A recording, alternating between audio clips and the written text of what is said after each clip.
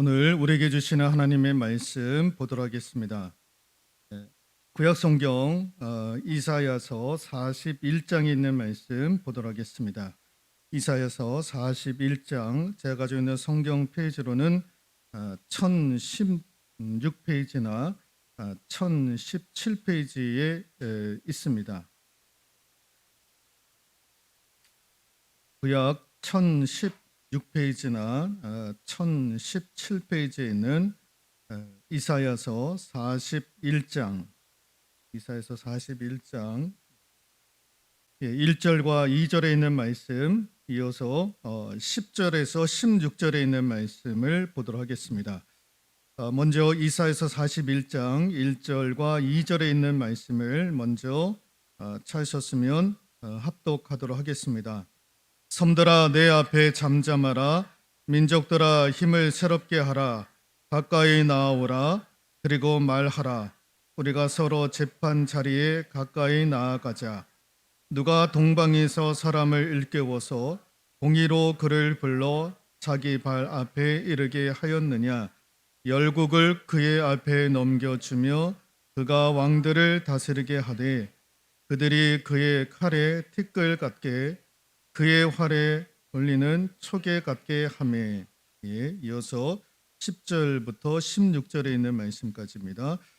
두려워하지 말라. 내가 너와 함께 함이라. 놀라지 말라. 나는 내 하나님이 됨이라. 내가 너를 굳세게 하리라. 참으로 너를 도와주리라. 참으로 나의 의로운 오른손으로 너를 붙들리라. 보라, 네게 노하던 자들이 수치와 욕을 당할 것이요 너와 다투는 자들이 아무것도 아닌 것 같이 될 것이며 멸망할 것이라.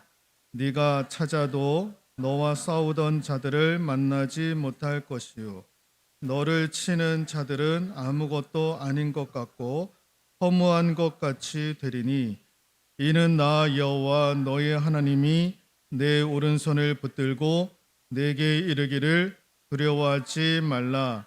내가 너를 도우리라 할 것임이니라. 버러지 같은 너 야곱아, 너희 이스라엘 사람들아, 두려워하지 말라. 나 여호와가 말하노니 내가 너를 도울 것이라. 내 구속자는 이스라엘의 거룩한 이이니라. 보라, 내가 너를 이가 날카로운 새 타작기로 삼으리니 네가 산들을 쳐서 부스러기를 만들 것이며 작은 산들을 겨같이 만들 것이라. 네가 그들을 까부른즉 바람이 그들을 날리겠고 회오리바람이 그들을 흩어버릴 것이로되 너는 여호와로 말미암아 즐거워하겠고 이스라엘의 거룩한 이로 말미암아 자랑하리라. 아멘. 열려야 산다 7번째 시간 하나님의 도우심의 은혜로라고 하는 제목으로 하나님의 말씀 전해드리도록 하겠습니다. 하나님의 도우심의 은혜가 임하면 여러분 안 되는 것도 되게 되어져 있습니다. 다 안 된다고 하지만 사람의 힘과 능력과 지혜로 안 된다고 하지만 하나님이 그를 도우시면 안 되는 것도 되게 하시고 닫혀있던 문도 열리게 하시는 줄로 믿습니다. 여러분 한나가 아이를 잉태하지 못했습니다. 온갖 방법을 다 사용을 했음에도 불구하고 그는 태문이 열리지 아니했습니다. 여러분 지금도 태문이 열리지 아니하면 온갖 방법들을 다 사용하지 않습니까? 그럼에도 불구하고 태문이 열리지 않습니다. 그런데 하나님께서 그에게 은혜로 도와주시니까 태문이 열려지고 사무엘이라고 하는 가장 위대한 영적인 지도자를 잉태하게 되고 출산하지 않았습니까? 여러분 모세의 아내도요 90세에 태문이 열리게 되었던 거예요. 다 안 된다고 하지만은 하나님께서 도와주시면 닫혀있던 문도 열려지게 되는 줄로 믿습니다. 그래서 여러분 은혜 중에 은혜가 뭐냐? 하나님의 도우심이에요. 하나님의 도우심으로 말미암아 은혜의 문이 열리게 되면은요 다 되는 줄로 믿습니다. 오늘 이사야서 41장 1절과 2절에 있는 말씀, 그다음에 10절과 16절에 있는 말씀을 읽었는데요. 이게 무슨 말씀이냐면은 하나님이 도우시겠다라는 거예요. 누구에게? 이스라엘 백성들에게. 여러분, 이스라엘 백성들은 북이스라엘과 남유다로 나뉘어졌습니다. 이 남유다가 누구로부터 멸망을 당하느냐? 바벨론이라고 하는 당시의 거대한 민족으로부터 멸망을 당하게 됩니다. 그러니까 그 당시에 세계를 이끌었던 나라가 바벨론이죠. 그러니까 바벨론에 의해서 이 유다가 멸망을 하게 됩니다. 그래서 바벨론으로부터 70년 동안의 포로 생활을 하게 됩니다. 거기에서 이제 누가 하나님께서 그들을 포로 생활에서 자유케 하시느냐?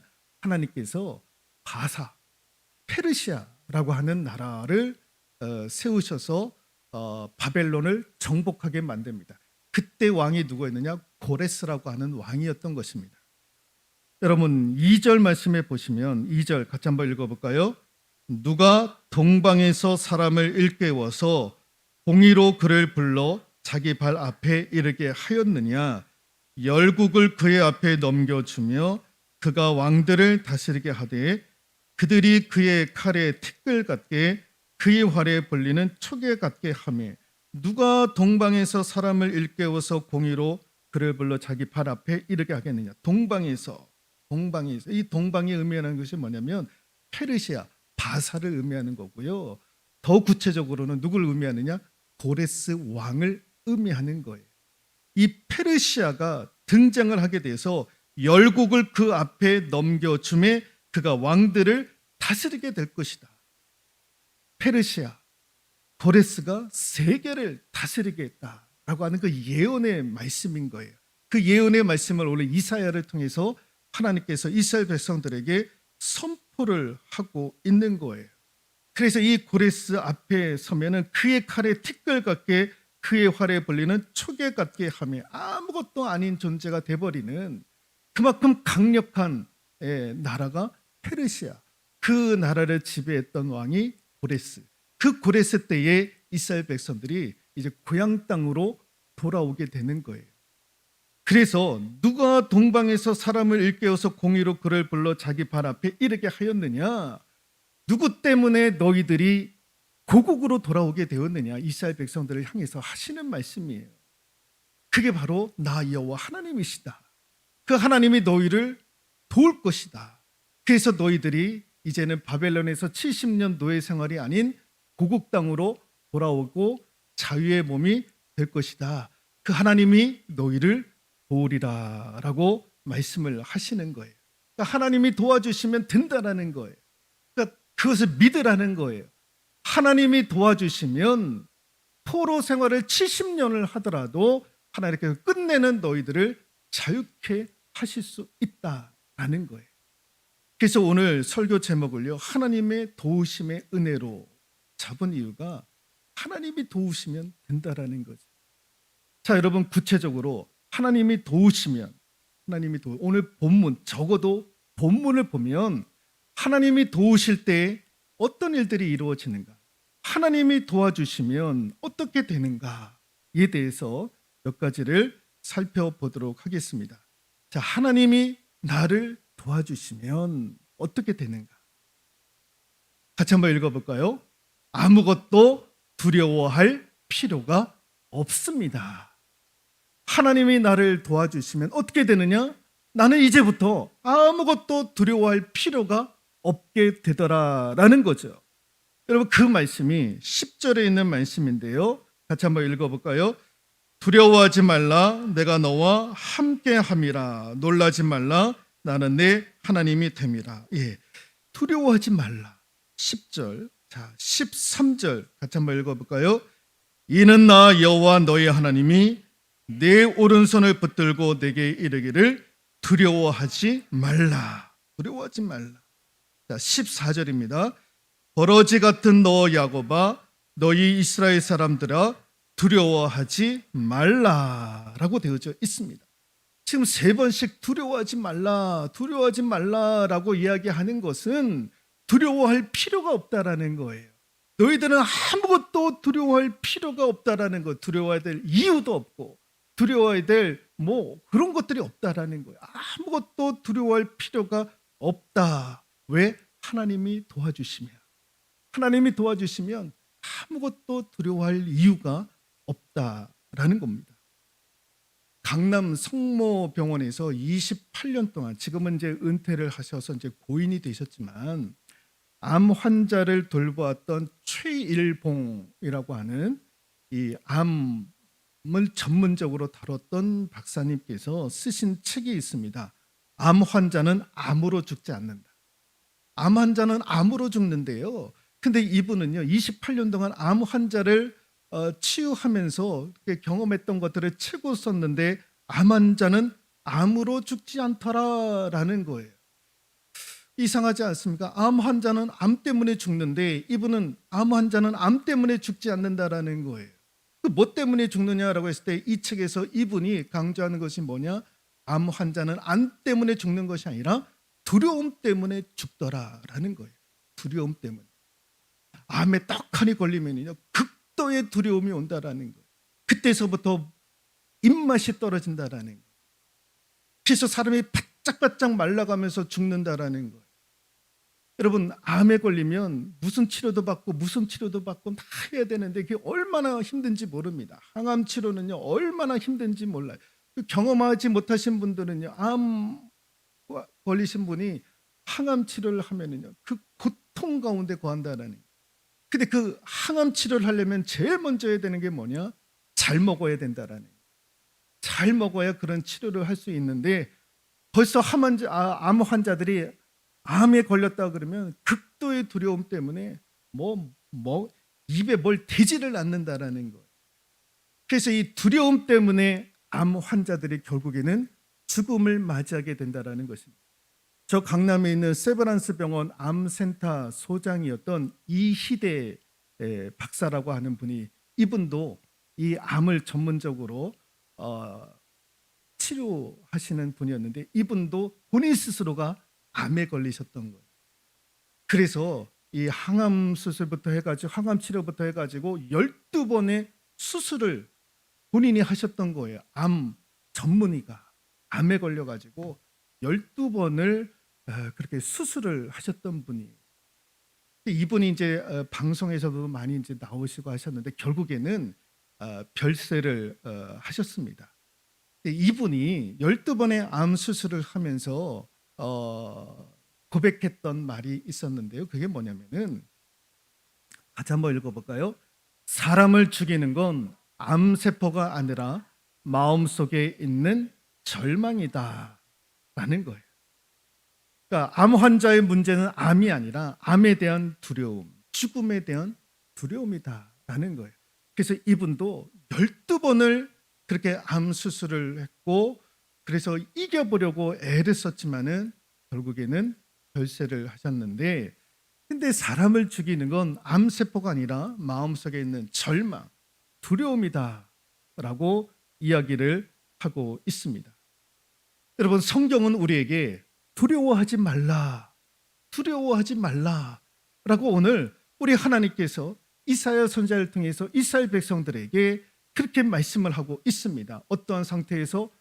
바벨론 포로, 70년의 포로 생활 중에 그렇게 그 고통 중에 있는 이스라엘 백성들을 향해서 두려워하지 말라라고 이야기를 하고 있습니다. 왜 두려워하지 말라라고 이야기하는 걸까? 왜 두려워하지 말라라고 우리 하나님께서 말씀하셨을까? 여러분, 다시 한번 10절에 있는 말씀을 한 번 더 읽어볼까요? 시작. 두려워하지 말라, 내가 너와 함께함이라. 놀라지 말라, 나는 네 하나님이 됨이라. 내가 너를 굳세게 하리라. 참으로 너를 도와주리라. 아멘. 참으로 너를 도와주리라. 자, 13절 한 번 더 읽어볼까요? 이는 나 여호와 너의 하나님이 내 오른손을 붙들고 내게 이르기를 두려워하지 말라, 내가 너를 도우리라 할 것임이니라. 내가 너를 도우리라. 자, 14절 같이 한번 읽어볼까요? 버러지 같은 너 야곱아, 너 이스라엘 사람들아, 두려워하지 말라, 나 여호와가 말하노니 내가 너를 도울 것이라. 도울 것이다. 예, 두려워하지 말라를 3번씩 우리 하나님께서 말씀하셨고, 뭘 3번씩 또 말씀하셨습니까? 도우시겠다라는 거예요. 도와준다라는 거예요. 도와주겠다라는 거예요. 그러니 두려워하지 말라라는 거예요. 여러분, 믿음, 신앙이 뭐냐? 같이 한번 읽어볼까요? 내가 믿는 것을 하나님께서 하시는 것이 아니라 하나님께서 하시는 것을 내가 믿는 것, 그게 믿음인 거예요. 내가 믿는 것을 하나님께서 하시는 것이 아니야. 내가 믿는 것, 내가 암에 걸렸으니까 고쳐주십시오. 그러면 믿습니다. 그러면 하나님이 고쳐주셔야 되는 거, 그게 믿음이 아니다라는 거예요. 믿음이 뭐냐? 하나님께서 하시는 것을 내가 믿는 거예요. 하나님께서 행하셨던 것들을 내가 믿을 수 있느냐라는 거예요. 성경에서 이적과 기적이 일어났는데 그것이 동일하게 오늘에도 일어날 것인가를 믿는 것, 하나님께서 하셨던 그 모든 것들을 내가 믿을 수 있느냐라는 거예요. 그러니까 내가 믿는 것을 하나님께서 하시는 것, 그게 믿음이 아니라 하나님께서 하셨던 것들, 이런 것들을 내가 믿을 수 있느냐라는 거예요. 그래서 오늘 하나님께서 3번씩 말씀하시잖아요. 도우겠다, 도우시겠다, 도와주겠다. 이거 믿을 수 있겠느냐라는 거예요. 오늘 우리들에게도 말씀을 하고 있는 거죠. 내가 너희들을 도와주리라, 도와주겠다라고 말씀하셨는데 내가 이걸 믿을 수 있느냐라는 거예요. 믿으면 두려움이 떠나가는 거고, 믿지 못하면 두려움이 우리를 지배하기 마련 아니겠습니까? 자, 지금 결국에는 누가 선택을 해야 됩니까? 우리가 선택해야 되는 거예요. 이스라엘 백성들이 선택을 해야 되는 거예요.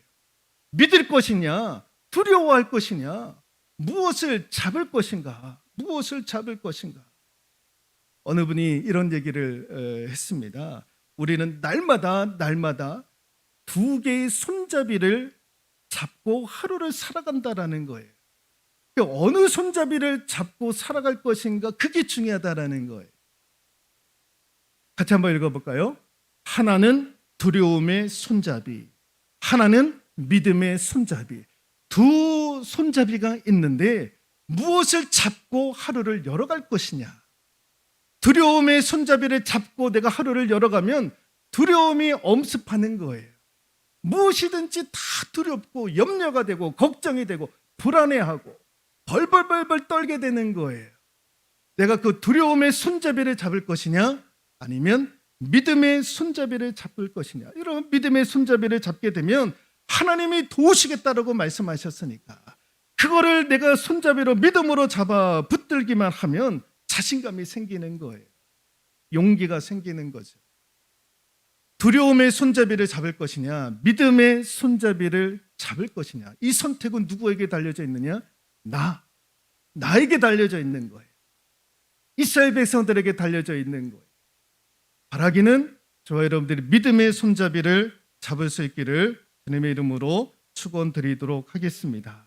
예, 도우리라. 하나님이 나를 도우실 것이다. 여러분, 하나님이 도우실 대상이 누굽니까?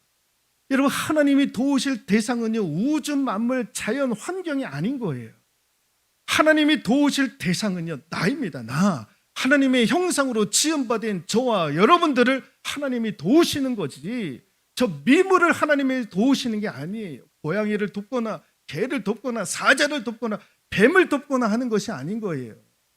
저 소나무를 돕거나 철쭉을 돕거나 그런 거 아니에요. 하나님의 도우심의 대상은 나인 거예요. 나. 예. 하나님이 나를 도우신다라고 하는데 무엇으로? 오늘 10절 말씀에 보니까 나의 의로운 오른손으로 너를 도우리라 라고 말씀하고 있잖아요. 하나님, 나의 오른손으로, 하나님의 오른손으로. 여러분, 하나님의 오른손이 의미하는 것이 무엇입니까? 하나님의 능력, 하나님의 권능, 하나님의 힘, 하나님의 지혜, 하나님의 능력, 하나님이 가지고 있는 그 모든 것을 일컬어서 하나님의 오른손이라고 이야기를 하는 거예요. 그 하나님이 가지고 있는 모든 것을 다 동원하여서 우리를 도우시겠다고 하는데 무엇 때문에 우리가 두려워하겠느냐라는 거예요. 그래서 아무것도 또 이후로부터는 두려워하지 마. 하나님은 나 하나님의 모든 것으로 너희를 도울 거야. 오늘 이 말씀을 붙잡을 수 있는 저와 여러분들 되실 수 있기를 소망합니다. 두 번째, 하나님이 우리를 도우시면 어떻게 되는가? 같이 한번 읽어볼까요? 타작기 인생으로 변한다라는 거예요. 타작기 인생으로 변한다. 14절 말씀에 보니까요, 버러지 같은 너 야고바, 옛날 성경에는 지렁이 같은 너 야고바라고 되어져 있습니다. 그런데 지렁이 같은, 버러지 같은 이스라엘 백성들을 어떻게 탈바꿈하시겠다 말씀하시느냐? 15절에 있는 말씀 읽어볼까요? 보라, 내가 너를 이가 날카로운 새 타작기로 삼으리니 네가 산들을 쳐서 부스러기를 만들 것이며 작은 산들을 겨같이 만들 것이다 라고 되어져 있습니다. 지렁이 같은 이스라엘 백성들을 타작기 기계로 바꾸시겠다라는 겁니다. 지렁이, 버러지 의미하는 것이 뭐냐면 부족한 자, 힘이 없는 자, 천한 자, 아무것도 가진 것이 없는 지렁이, 버러지 의미하는 거죠. 저 타작기가 의미하는 것이 뭐냐? 세상을 호령하는 것, 세상에 영향력을 주는 것. 그래서 그 타작기가 구체적으로 뭐라고 얘기를 하느냐? 15절에 네가 산들을 쳐서 부스러기를 만들 것이며, 산을 쳐서 부스러기로 만들 정도의 대단한 힘을 가지고 있는 것이 뭐냐? 타작기다라는 거예요. 타작기. 부족하고 힘이 없고 아무것도 아니었던 이스라엘 백성들을 타작기로.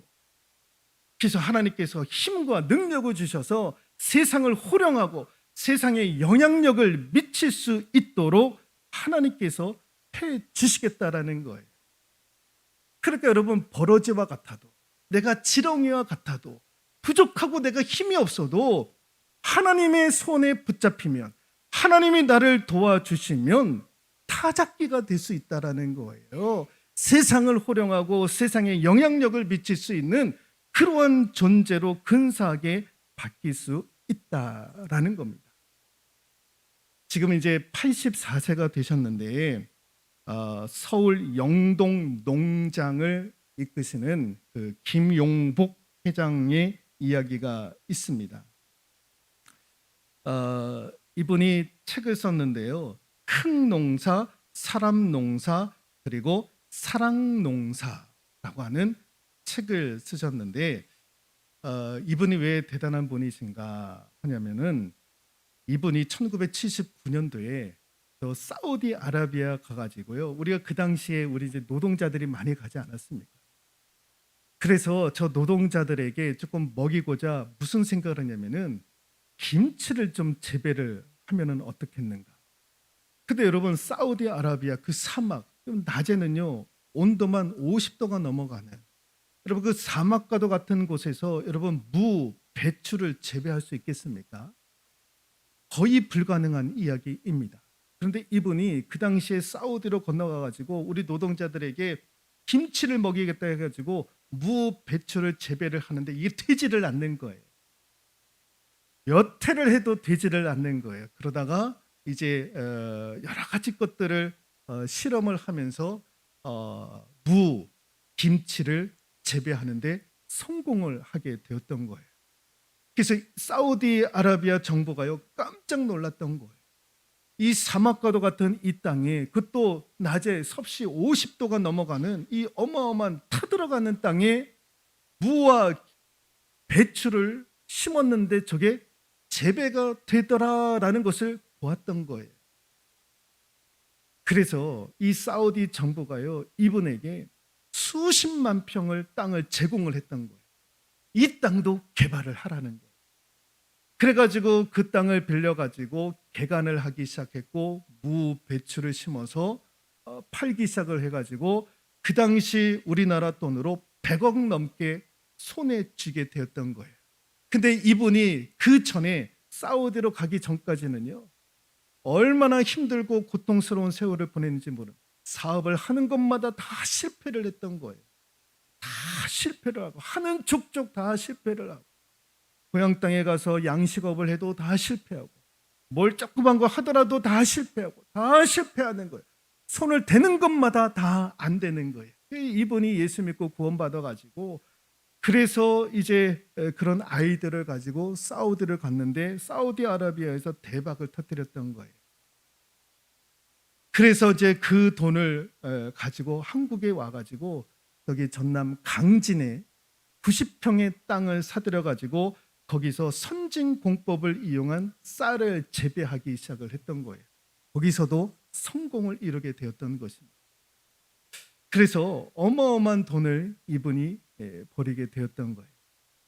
그러면서 이분이 사우디에서 그런 것들을 이제 돈을 벌면서 그때서부터 몸에 배기 시작했던 것이 뭐냐면은 삼덜, 세 가지 덜 먹자, 덜 쓰자, 덜 즐기자. 그 자신에게 이렇게 가혹할 정도로 세 가지 삼덜을 하자. 덜 먹고, 덜 쓰고, 덜 즐기자. 그러니까 자신에게는 굉장히 가혹하게 그렇게 했던 거예요. 그런데 남을 위해서는, 이웃을 위해서는 어마어마하게 돈을 사용을 하시는 거예요. 이분이 자신의 이름을 따서 용복 장학회를 세웠는데 1990년도에 용복 장학회를 세워가지고 한 20억 원을 출연을 하게 됩니다. 그래서 거기에서 혜택을 받았던 사람들이 200명이 넘어가요. 그래서 각계각층에서 지금 활동을 하고 계시는데 이분이 그런 얘기를 해요. 무슨 얘기를 하냐면은 그 용복 장학재단에서 강의를 하면서 청년들한테, 대학생들한테, 고등학생들한테, 중학생들한테 이런 얘기를 한다고 합니다. 세 가지를 얘기를 한대요. 같이 한번 읽어볼까요? 도전하라, 부딪히라, 실천하라. 이 얘기를 항상 한다라는 거예요. 자신을 향해서는 덜 먹고 덜 쓰고 덜 즐기자 하면서도 장학금을 혜택을 받는 청년들을 향해서는 도전하라, 부딪혀라, 실천하라. 이 세 가지 정신을 지금까지도 외치고 있다라는 거예요. 왜 도전하라, 부딪히라, 실천하라 이분이 왜 이 세 가지를 주장을 할까? 본인이 경험을 했던 거예요. 하나님의 도우심으로 사우디에서 무와 김치를 재배했는데 그게 성공을 했던 거예요. 그 이후로부터 손에 대는 족족 다 성공을 하게 되었던 거예요. 그분이 간증하는 거예요. 하나님의 도우심이 임하면 되더라라는 거예요. 그 전까지는 다 안 됐는데 하나님의 도우심으로 말미암아 되더라라는 거예요.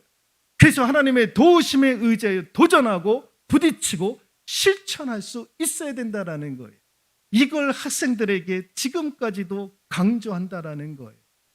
하나님이 우리를 도우시며 버러지 같은 인생도 안 되는 인생도 지렁이 같은 인생도 타작기와 같은 기계로 바뀌어질 수 있다라는 거예요. 얼마든지 될 수 있다라는 거, 얼마든지.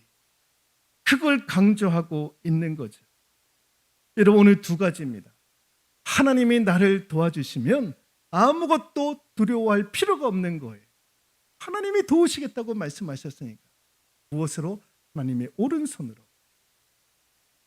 하나님이 나를 도와주시면 지렁이 같은 버러지와 같은 힘이 없고 부족한 자라 할지라도 하나님이 그를 도와주시면 타작기와 같은 인생, 세상을 호령하고 세상에 선한 영향력을 끼칠 수 있는 근사한 사람으로 바뀌게 되는 줄로 믿습니다. 오늘 그와 같은 역사가 우리 삶 가운데 이루어질 수 있기를 주님의 이름으로 축원드리도록 하겠습니다.